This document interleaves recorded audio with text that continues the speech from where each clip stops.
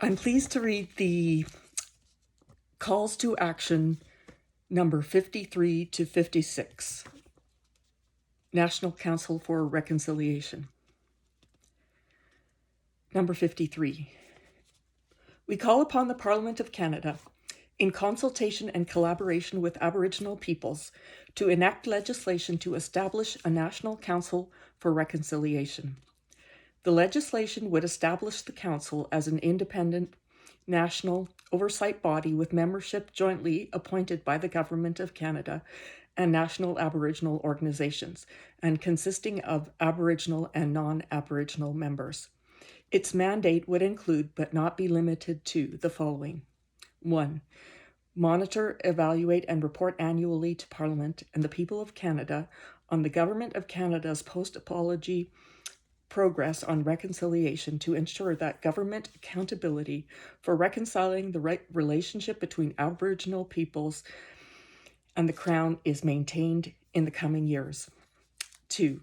Monitor, evaluate, and report to Parliament and the people of Canada on reconciliation progress across all levels and sectors of Canadian society, including the implementation of the Truth and Reconciliation Commission of Canada's calls to action.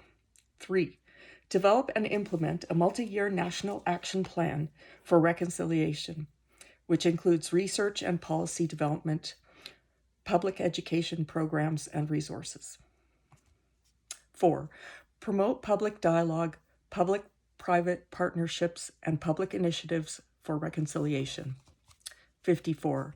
We call upon the Government of Canada to provide multi-year funding for the National Council for Reconciliation to ensure that it has the financial, human, and technical resources required to conduct its work, including the endowment of a National Reconciliation Trust to advance the cause of reconciliation. 55.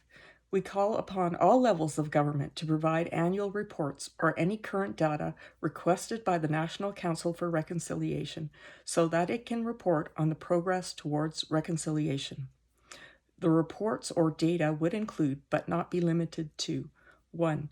The number of Aboriginal children, including Métis and Inuit children, in care, compared with non-Aboriginal children.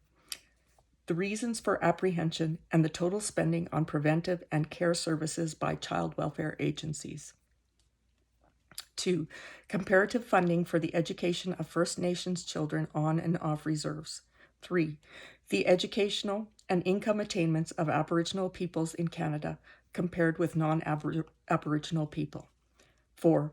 Progress on closing the gaps between Aboriginal and non-Aboriginal communities in a number of health indicators such as infant mortality, maternal health, suicide, mental health, addictions, life expectancy, birth rates, infant and child health issues, chronic diseases, illness and injury incidents, and the availability of appropriate health services.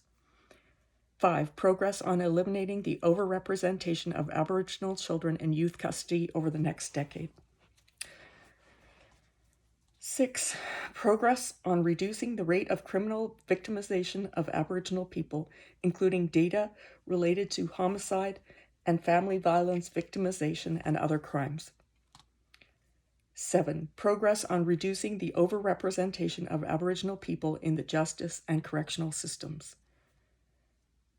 56. We call upon the Prime Minister of Canada to formally respond to the report of the National Council for Reconciliation by issuing an annual State of Aboriginal Peoples report, which would outline the government's plans for advancing the cause of reconciliation. May it be so.